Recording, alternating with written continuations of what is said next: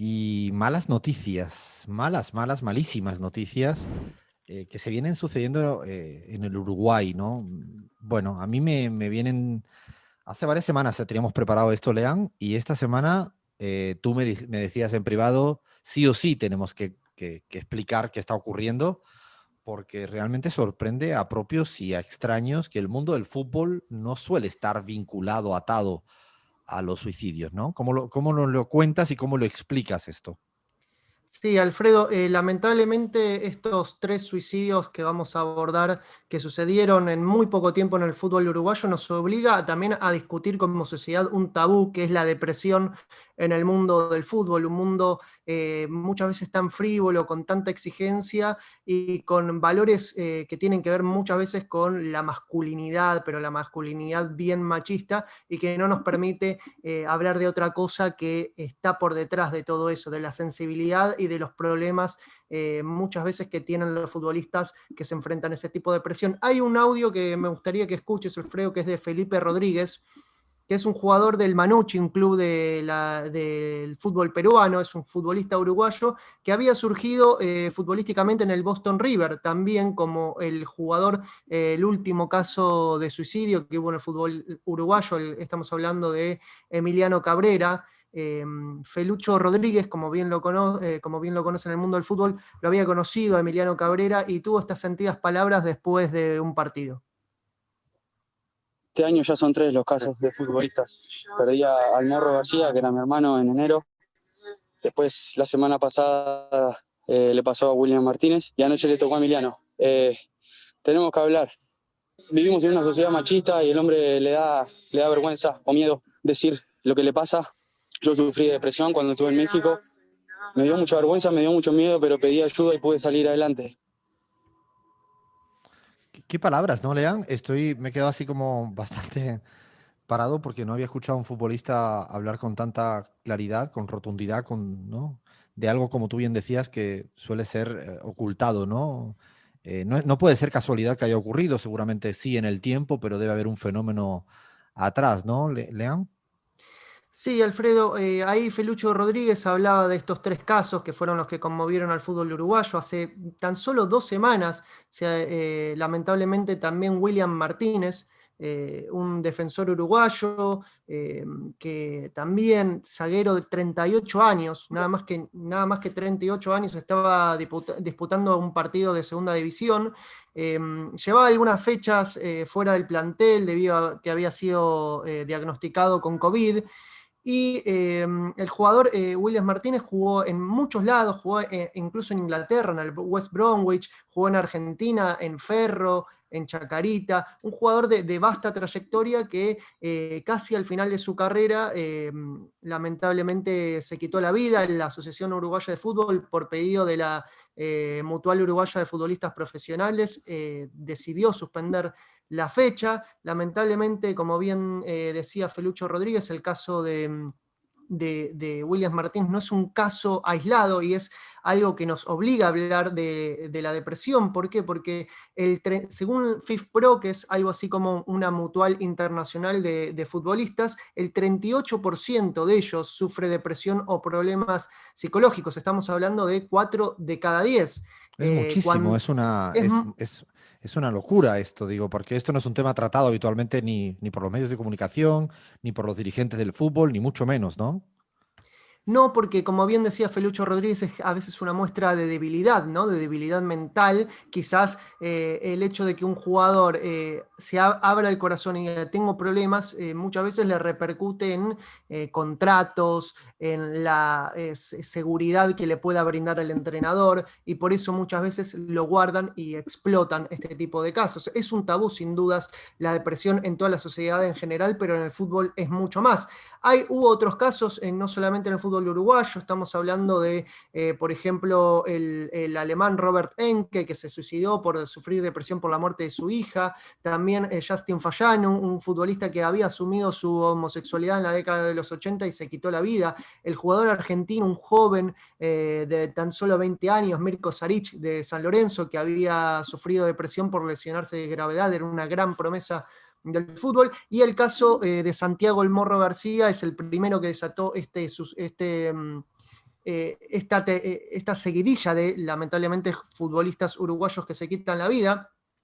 Un jugador que se había convertido en ídolo del Godoy Cruz de Argentina, de Mendoza, y que él ya había dado muestras y había dado advertencias al mundo del fútbol que lamentablemente no fueron escuchados. Por ejemplo, en una entrevista realizada a la radio Niwil de Mendoza, dijo: no somos robots, no estamos hechos de acero, nos pasan cosas, y eso hace que el rendimiento dentro del campo del juego a veces no sea óptimo. A ver, las primeras informaciones sobre el caso del Morro García dicen que el jugador se encontraba muy, muy deprimido en medio de la pandemia por no poder ver a su familia. El presidente de Godoy Cruz en su momento le había cuestionado por su falta de profesionalismo y él se sentía como colgado del club.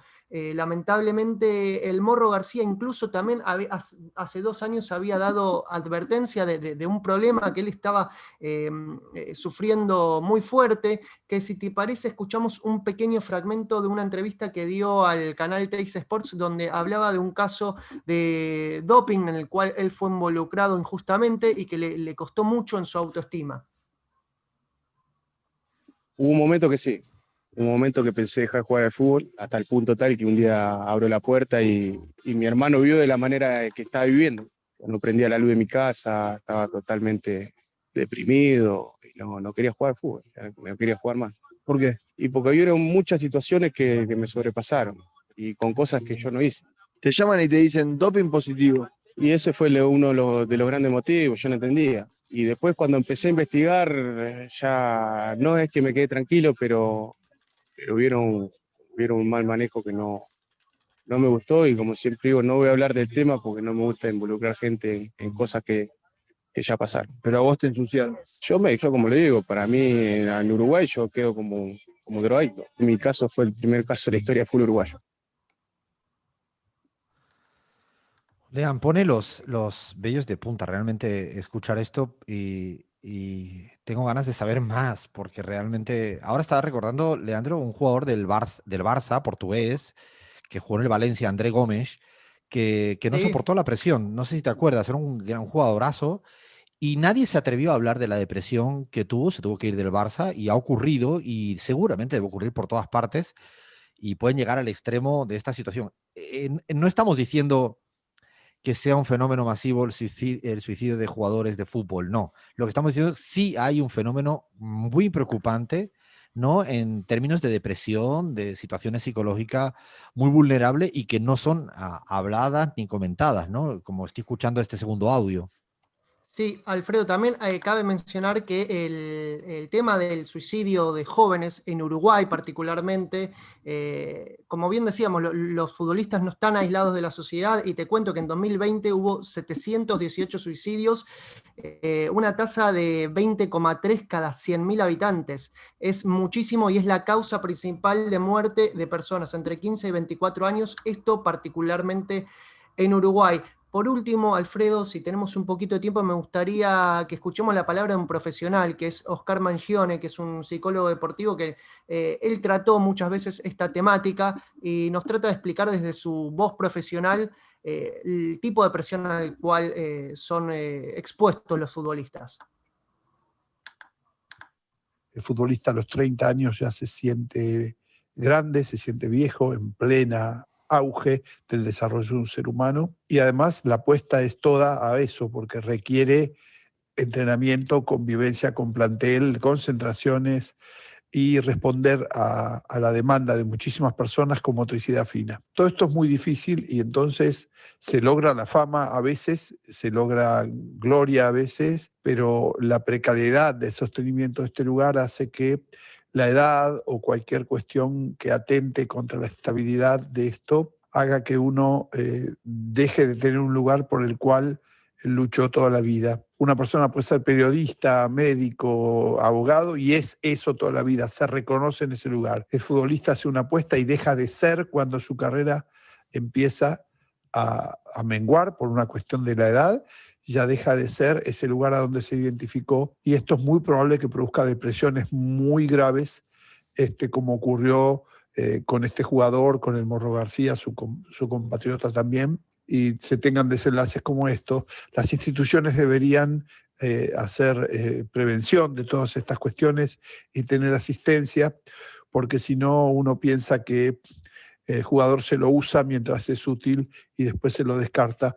Así es como se sienten algunos jugadores descartados, marginados, y más como una enfermedad como el coronavirus, tal como le pasó también al Morro, te deja fuera de la acción y los ataques depresivos suelen ser muy fuertes en algunas estructuras. Por eso creo que las instituciones deberían tener un mecanismo de prevención de salud sobre estas cuestiones. Son las palabras del psicólogo deportivo Óscar Mangione y creo que está dicho todo. Creo que lo explica mejor que nadie y dejamos una ventana abierta para seguir tratando este tema seguramente semanas tras semanas. Pongo tono serio porque no tengo otro tono después de escuchar lo que nos ha presentado Lean. Paramos, viene tanda informativa en AM750 en la Argentina. Seguimos en la pizarra y ya nos está esperando Lidia Guayas, la cholita escaladora boliviana, también creo que con una vida, una historia que contarnos. Seguimos.